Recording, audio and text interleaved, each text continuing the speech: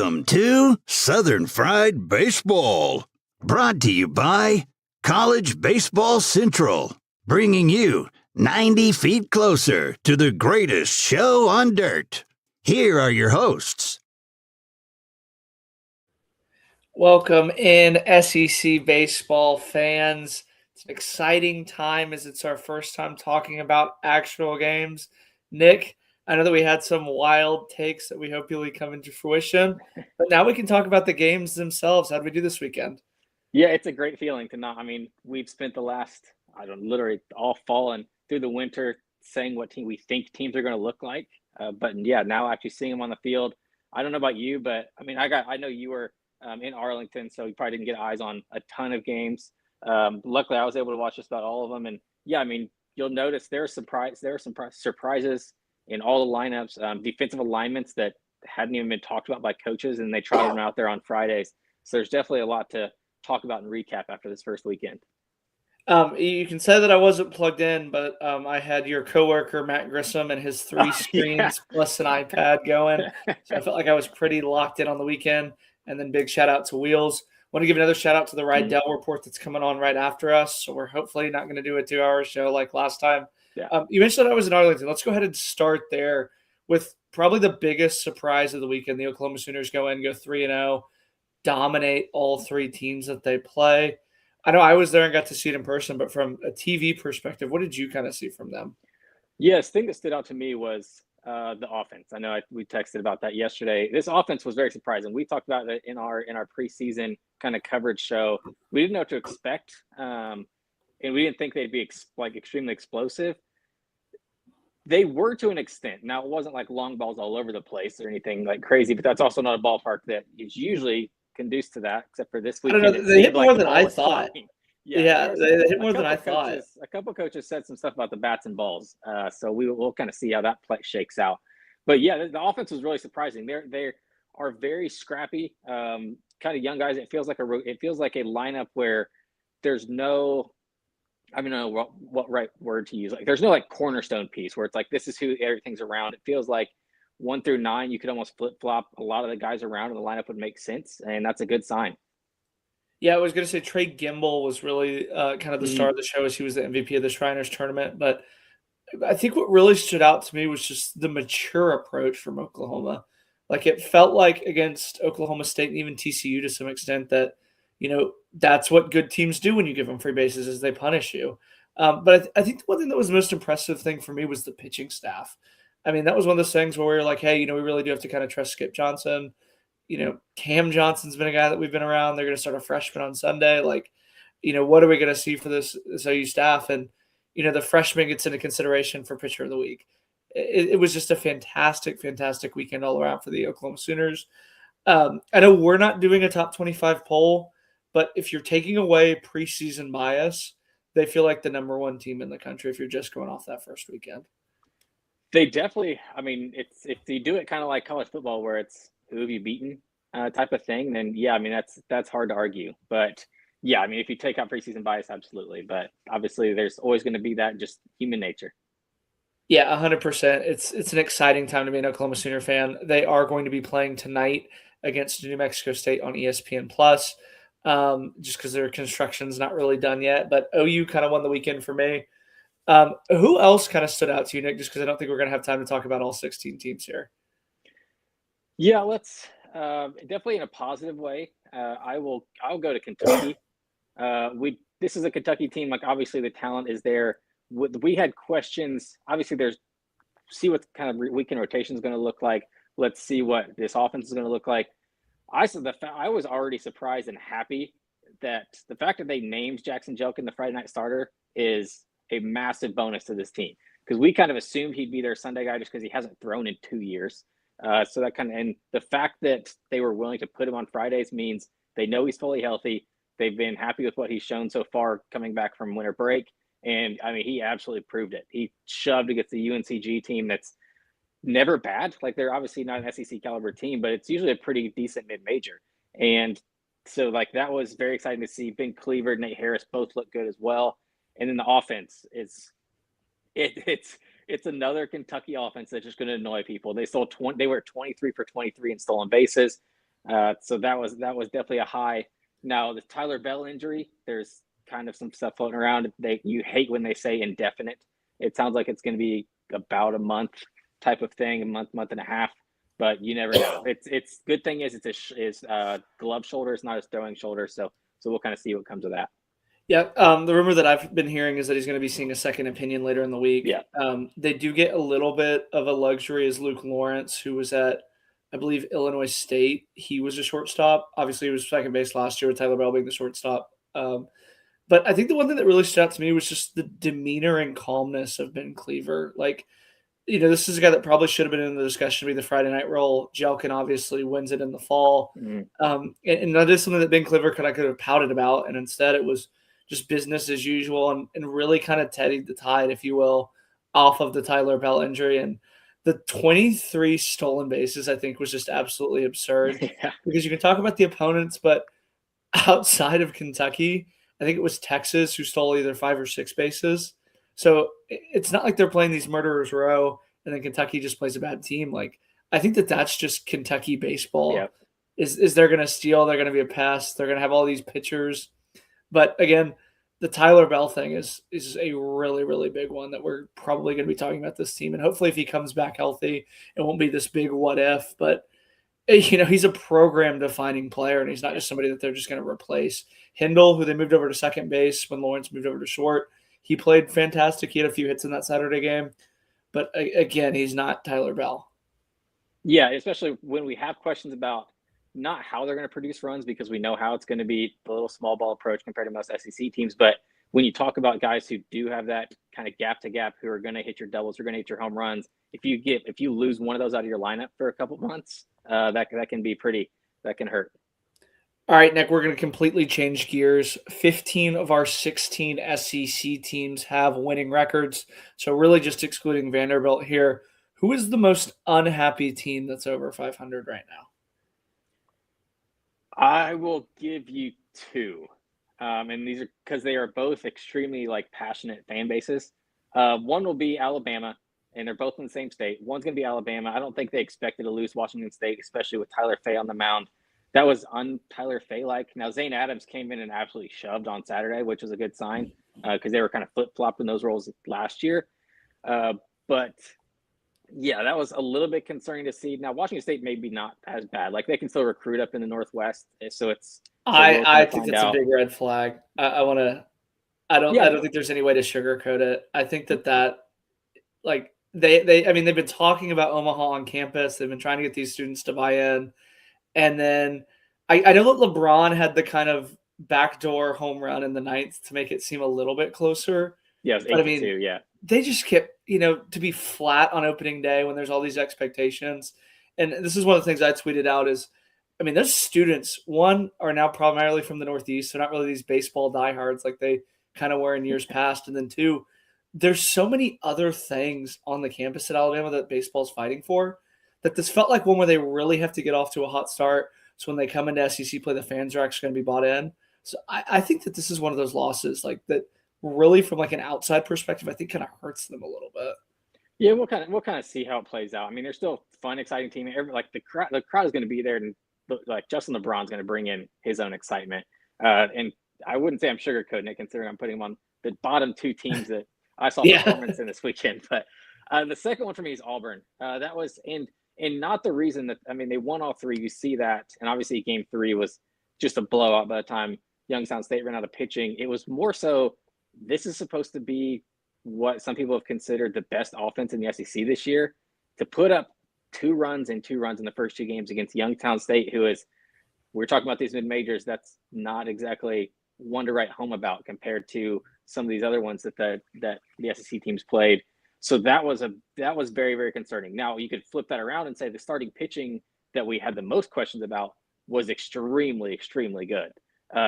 Jake Marciano starting on Fridays for them, the Virginia Tech transfer, was lights out. So that was great to see. But yeah, this offense, and then obviously Chris Rimbert going down. He's out 3 to 6 weeks with a high ankle sprain. So that kind of hurts. We'll see if he's back in time for SEC play. It sounds like, that kind of timeline puts him about maybe missing the first SEC weekend, kind of right around there. But yeah, this Auburn offense was was pretty shocking. Yeah, it was one of those things where I was really shocked because, again, Youngstown State out of the horizon, they're not going to be a tournament team. That's Wright State's conference. Yeah. And I think the thing that really jumped out to me was, one, the bullpen being nails, but again, it's Youngstown State. But just the lack of hitting early, like, is what really, because I mean, they had to come from behind in those 2-1 victories too. That was the part that I thought was so crazy. Is it wasn't like they were just setting the world on fire, then playing with their food, leaving a minute. They didn't play good at all, and then they kind of figured it out down the stretch, which, again, I have to say it out loud, but that's not going to be something they're going to be able to do in the SEC, is they can't play around the way that they did. I think the one for me is I'm going to do 2, and this is exclusively going off of just vibes from the fan base. 1, South Carolina, having the team not be ready to play. But I know that Maneri got a lot of heat for that, and rightfully so.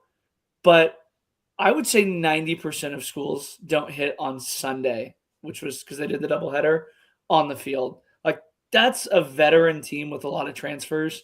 You should be able to get yourself ready to play without hitting on the field. Very few schools hit on the field on Sunday.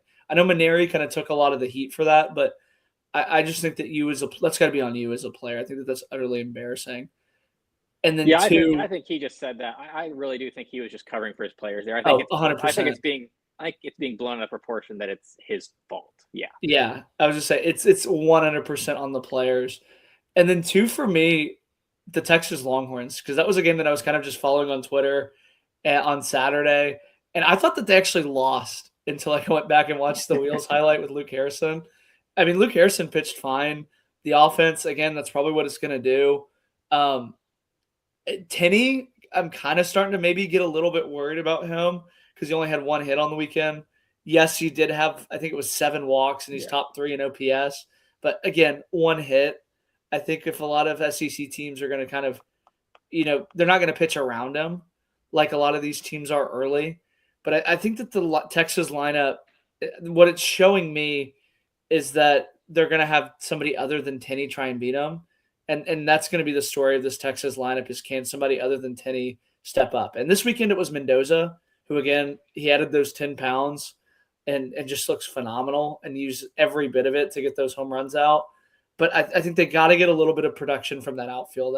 I think it's still kind of a musical chairs puzzle piece thing with what they're really going to do outside of Aiden Robbins, who, again, was really, really impressive that weekend. Yeah. But I think that's the one thing that Texas – I think that they need to, as a fan base, temper expectations, because it feels like if they don't get run rules every single game, like that the fan base just freaks out, if you will.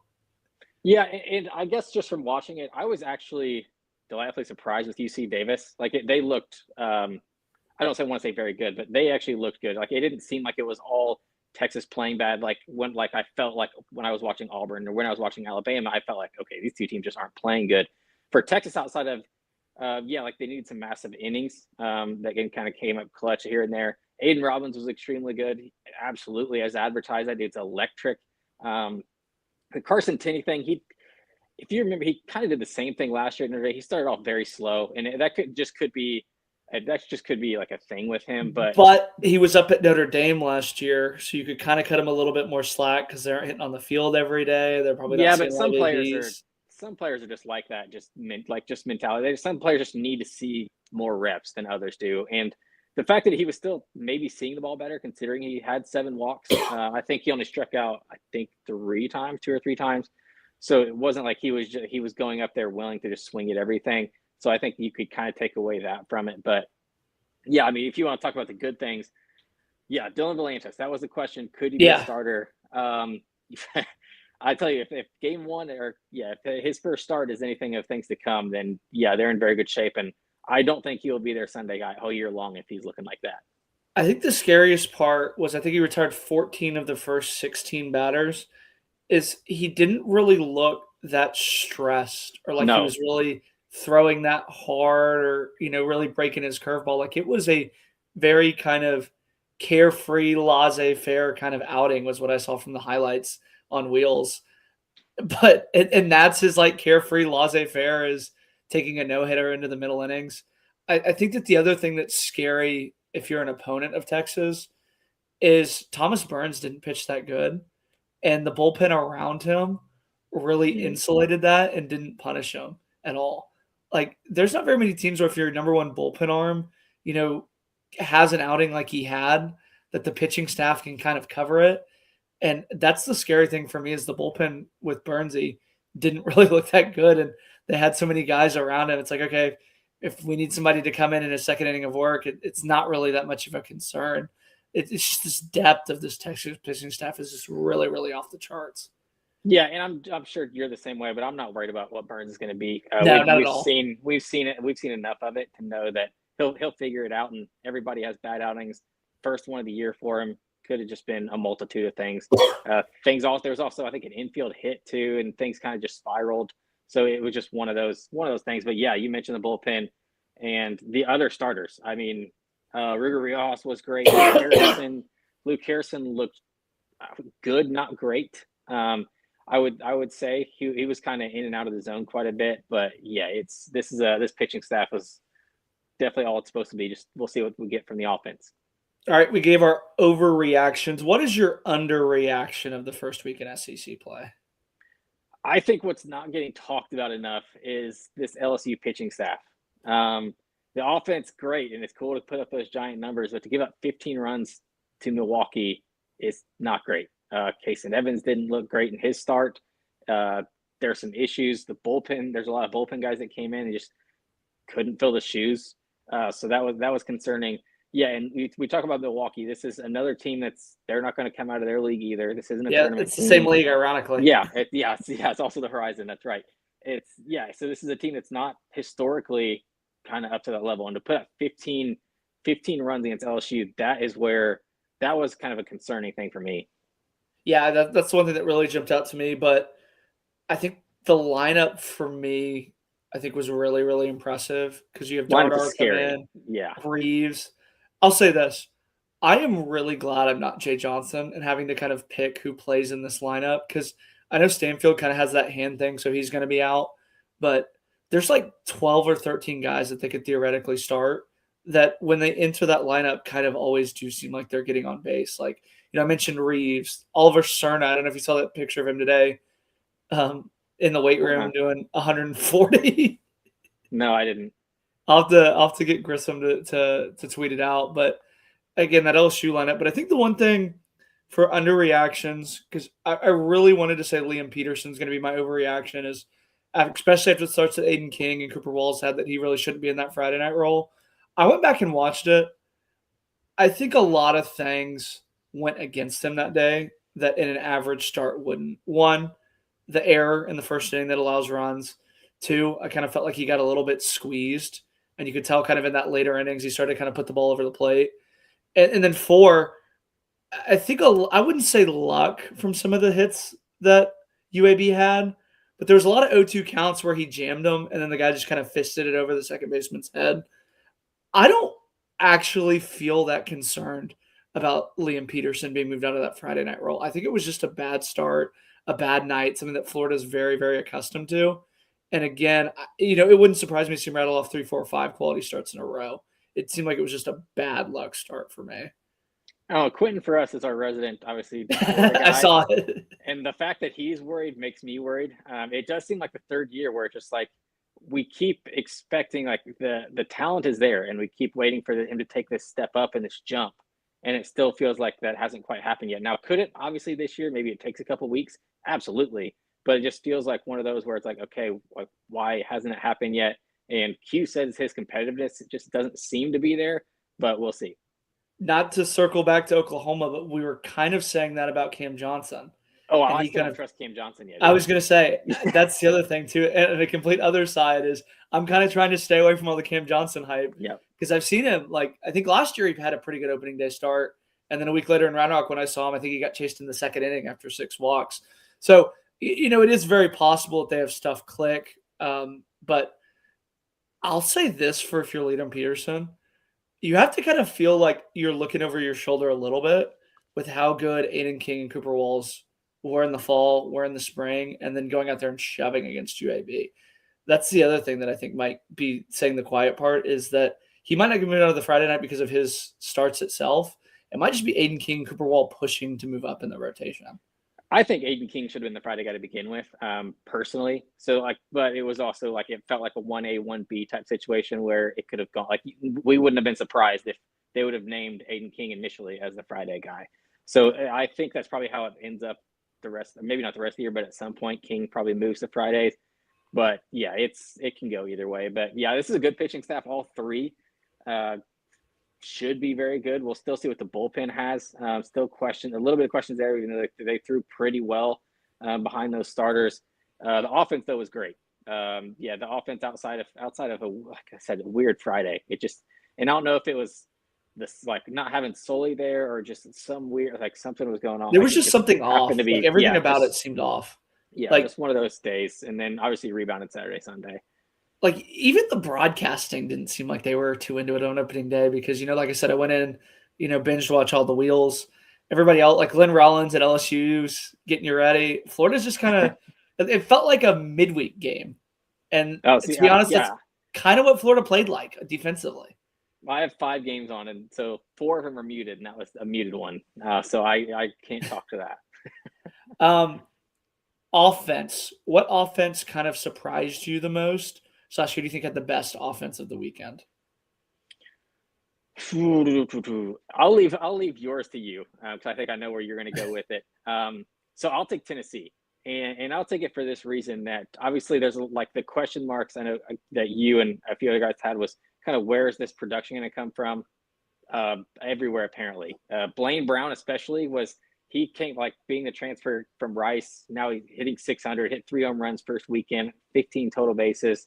And, he's also starting. He's also a midweek starter this Tuesday, where he's off the mound as a lefty throwing 95, 98. So that's going to be exciting for Tennessee fans to see him. But, yeah, I mean, and especially the way they did the lineup, where Henry Ford leading off with Blaine Brown second. That's 6'5", 6'5". And just immediately the pitcher's like, okay, well, I better get settled in or I can lose a ball real quick. And then, to have guys just step in throughout the order, there was 3 different pinch hit home runs throughout the weekend. And this, we'll see Manny Marin injured his hand after he got hit by a pitch. He was out after game 1. He sounds like he can be back next weekend for the Kent State series, starting shortstop. Levi Clark didn't have the best weekend, but he's one of those, he feels like, and I heard somebody else mention this, where he's Jordan Beckish, where it's like when he's hot, and when he's cold, he can be very cold. So he's just a streaky guy, so you know what you're going to get from him. But yeah, this Tennessee offense, and you could say it's Nichols, but it's just another one. I mean, a lot of the other offenses that SEC played similar competition, but yeah, the offense was extremely, extremely good this weekend. I know that we're talking about offenses, but I think the one thing that really jumped out to me was just kind of the moxie and swagger from Tegan Kuntz. I know that was the one thing, as I said, does Tennessee have that kind of guy? But seeing him kind of strut around with confidence on the mound from a Friday night role, it really did kind of remind me of what they had with Liam Doyle. And I know that all the concerns that I have about, hey, who's kind of the douchebag that's going to go to bat for them, I think it's going to be Tegan Kuntz in a good way. I think that was the one thing is I kind of came away very, very surprised from Tennessee. And I don't know if you saw the pair kind of shootout, but Tennessee is right there in the top right with the most in the SEC and the least allowed. Yeah, and I think there's been that talk about Tegan Kuntz. He was actually that guy. He was a Liam Doyle type last year. Apparently, everybody said the reason he struggled, he kind of came out and got hit around his very first start. Of course, as a true freshman, if your start's in SEC play and he got beat around, it sounded like he lost some confidence and he kind of lost that swagger, gained it back in the Cape, and now you kind of see it today. From a pitching standpoint, Evan Blanco is Evan Blanco. He's not super surprising on being that Sunday role. Dude, Landon Mack is the real freaking deal. I heard there was Chase Dolinger comparisons that I had heard from the fall, hadn't really seen it in person. Watching it, it's like, oh my gosh, you talk about a guy stretch around the mound, it's like, okay, here's 97 coming at you and hit it or don't. I was very, very impressed with him. So yeah, I know people had concerns about these starters. I don't at all. Yeah, I mean, it's a really, balanced team. Again, it is Nichols. Nichols is probably going to finish near the bottom of the Southland. They missed the Southland tournament last year. But, I think just making it as easy for Josh Elander as you can in his first year, I think. And these were very, very easy weekends for the Vols. And, moving on, the one that you kind of left it for me, Texas A&M. I mean, last year, this is a team whose, butthole was so tight you could pull a banjo string through it. And then this year, I mean, they were hitting home runs after home runs after home runs. They were flipping bats, having fun. That's the one thing for me is, like I said, all these opponents really aren't that high quality. But A&M struggled with Elon last year, and that was where we kind of had a lot of issues with them. And, I mean, it is just a deep, loaded lineup. It felt like everybody that they kind of ran in there just hit a home run. Like, Sorrell was the SEC Player of the Week. And I don't even really think he had the best weekend, as my vote went to Wesley Jordan for the Baylor transfer. Nico Partita really didn't have the best weekend, if you will. But, again, he had a home run on opening day as a true freshman. The pitching – again, was kind of concerning on Friday and Saturday before Aiden Sims kind of leveled it on Sunday. But it almost seems like it's not going to matter with this lineup. Well, we'll kind of see, because this is it. Like, it is Gavin Grahovic. He looks completely healthy again. Obviously, Caden Sorrell. Question marks with the pitching staff. Obviously, I think Shane Sadeo is better than he threw Friday. That was kind of surprising. To see. He hasn't pitched in almost a year and a half, in 18 months. You got to give him a break for that. And yes, absolutely. That's why I said I just think he's better than that. And so, but yeah, we'll see it with this offense, because at times last year the offense wasn't the issue. Where they would just light up the scoreboard at times, and it was just but then the next game it would be okay. Well, they scored 2. So let's see it for a little bit longer. But yeah, I think what you kind of mentioned it, you mentioned with Tennessee, the swagger. It felt like you could feel the confidence better in this team this year. It's only one weekend, I get it, but that just seemed like a more confident offense, up and down the lineup. Chris Hathcoat stepping in, he seems like he's a dude, and he's also who do I even compare it to, where it's just he's a rub it in your face guy too when he gets a hit or a double. It's he's the guy who's going to be yelling after a double and gets on base. Fisher, that's who I know he's right-handed. I know he doesn't have any similar swing, but that's who he kind of reminds me of, is an Andrew Fisher. Yeah, I don't know if anybody would be on Fisher's level. That dude's a psycho. But yeah, he is like that. And especially somebody who transferred down from Maryland, it's sometimes it takes people a minute to warm up, and where it's okay, let me get my feet under me before I'm that guy. But it just seems like he stepped in and he's that guy immediately, which is, that's a great sign for them. Yeah, I mean, I remember Maui Ohuna a few years ago from Tennessee. He was one that was, a very, very heralded portal guy that was supposed to kind of immediately be plug and play. And he really kind of struggled to be that confident guy. What do you think of him playing second, though? I know that was the one thing that I had kind of heard around a lot of A&M baseball, was that he wasn't the best fielding shortstop, but he might still play shortstop. I thought it was kind of interesting, though, that it was Kellner, not Partita at short. Yeah, I think that was the one thing, and I remember I discussed that on our preview show. I was concerned about Hathcoat at short. Well, it turns out he didn't even play short, and you mentioned it. It really is a range thing, and the defense, his bat has to be in the lineup somewhere, and the outfield's pretty much taken up from what it seems like, and so that kind of, I guess it comes down to it. I guess it's just, do you want Hathcoat and Partita playing? Which one do you want playing second? Which one do you want playing third? And that's probably just a comfortability type of thing between the two, because they both seem kind of equal speed, reaction time, that type of thing. So I guess it probably is just who you're most comfortable with there. But I like it better for Texas A&M, because it feels like in other positions you are sacrificing defense for offense. Caden Sorrell playing center field is to have him in the bat. He's not a true center fielder kind of blazer out there where it's he's not going to save 10 defensive save runs. It's not going to be at 10. I don't know. He had that diving catch. He had a diving catch. He's a very underrated, I think, defender. Yes, but one diving catch doesn't. I see what you mean. But he's not like a burner. He's correct. Not correct. So he's not Mike Anu. Mike Anu's correct. Yeah. So there's other positions where you're sacrificing defense for the offense, and you don't want to do that at everywhere in the field, especially it's up to me. You want your 2 middle infielders to be the best defenders you have. So if you're sacrificing offense in one position and it being shortstop, I think that's a good call. Yeah, and just to kind of harp on the defense, Grahovic looked like a natural at first base. He'd been playing there for years. He made a couple really nice plays. I think the big thing for me, too, was the no errors. I know that was one of their biggest deficiencies last year, was that they didn't kick the ball around. So, like I said, you worry about, Grahovic playing first base, Hathcoat playing second base for the first time, Kellner and Partita playing for the first time in college. They didn't kick the ball around. Is just the confidence off of it. As we kind of wind it down here, any closing thoughts? You want to read off your players of the week? Yeah, I mean, I've kind of discussed all three of mine. Blaine Brown being the one where it was just like, hey, first time in the SEC. Let's see, as a true sophomore after having a good year at Rice. I think he was like the number 10 guy in the portal. He showed he's the real deal. Jackson Jelkin, more than just the performance, was the fact that he now has the confidence and the coach have the confidence in him to be that Friday night ace and not just he's not going to be stuck in that Sunday role. And then we saw like it was like I turned it on and it was electric stuff. Like he was up to 98, 99 at some points. And then Dylan Volantis, mentioned it earlier, question about could he be a starter? It looks like it so far. So yeah, I mean those are kind of my three. I guess one other thing I'll touch on before you get to yours, we kind of be remiss not to talk about this one. We haven't touched on Vandy at all. So I guess here's where I'm at with Vandy. My concerns there are still concerns, and it is still the offense. I think people are getting kind of overtaken with, oh my gosh, look how powerful they are. That was still only 3 guys. The other 6 this weekend were not extremely impressive to me. Like obviously it seems like it's there, and the power, we've been talking about it for years with this team. Where's the power going to come from?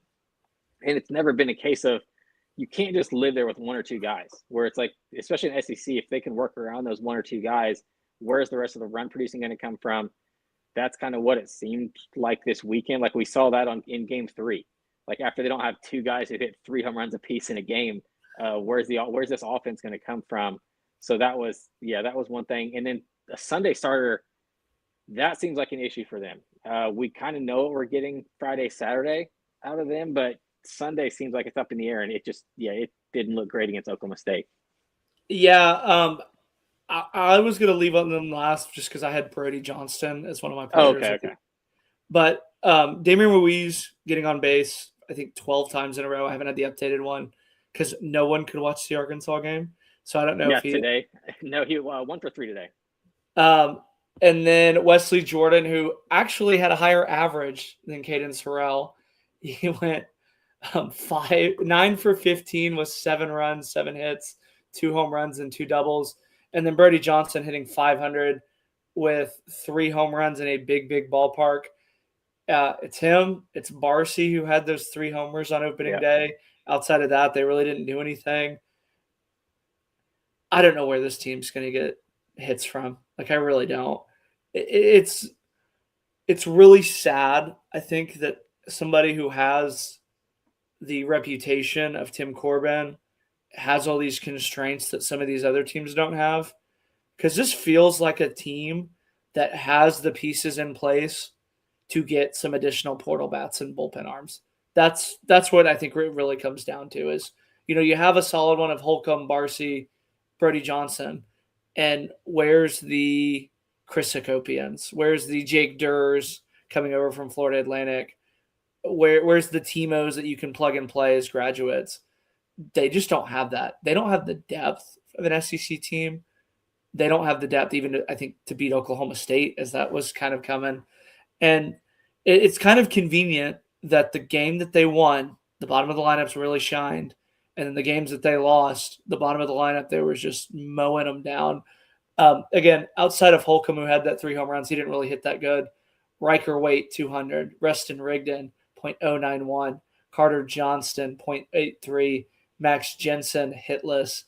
Tommy Goodwin had 8 plate appearances, hitless.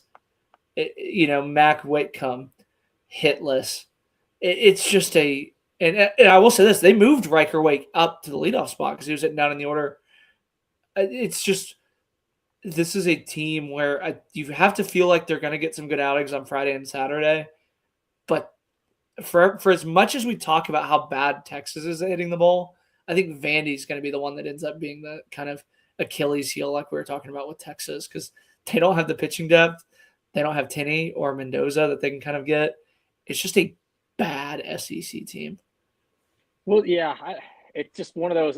It feels like Corbin will figure it out. It seems like he usually does. Like halfway through the season, all of a sudden this team will go on a run.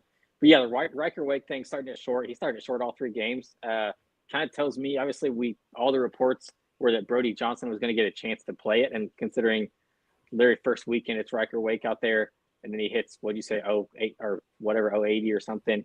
Not impressive. So that's a 200. defensive guy, 200. Well, that's one of those where it's like Riker Wake. Do you take him out of the lineup at short and sacrifice defense to get another bat in there? Like the Johnstone brothers, I expect them to eventually hit. Like they can hit. Those are two good transfers they brought in. And I remember talking about this in the fall with somebody where they were labeled as the number one. They got the number one transfer portal class, which was or behind Georgia. Sorry, it was the number one overall class when you consider high schoolers too. It was just I didn't like the names they got were nobody that was like, oh my gosh, this is a program changing bat. Like it didn't feel like a Henry Ford. It didn't feel like it's like some Chris Akopian, as you mentioned. It didn't feel like basically half the LSU guys they got. So it's just one of the things. Yeah, where's this offense going to come from? Because the pitching staff obviously we'll figure it out as it always does for Vandy. I think the other scary thing for me too is they're not fast, nor do they really play that good a defense either. Like it's not like last year with Kentucky where we're like, okay, like they could kind of bunt, steal, walk their way into stealing a few games. Like again, this is by SEC standards, but they don't do anything exceptional, and they do a lot of things not very good.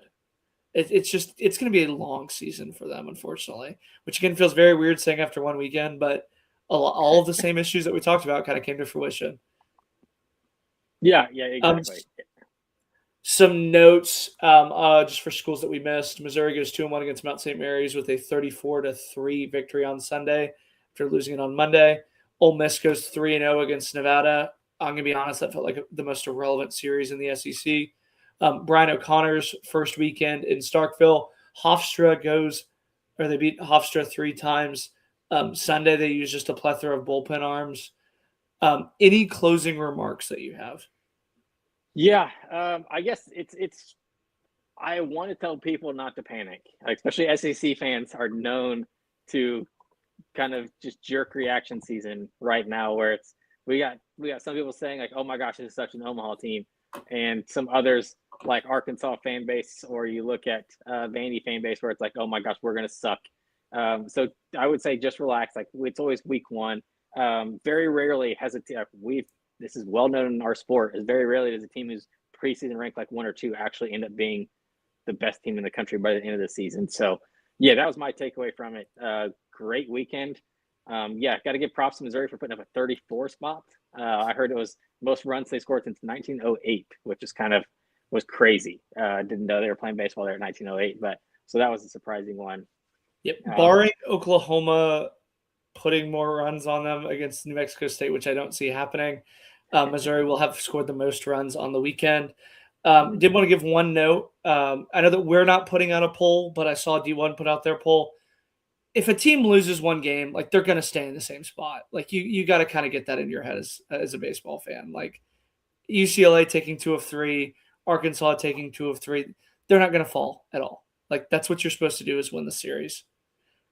Yeah, but D1's known to be very stubborn with their rankings too. It's just one of those. They're very stubborn. They hate to admit when they're wrong. So that really is one of those things. I'm kind of the opposite, being a baseball guy.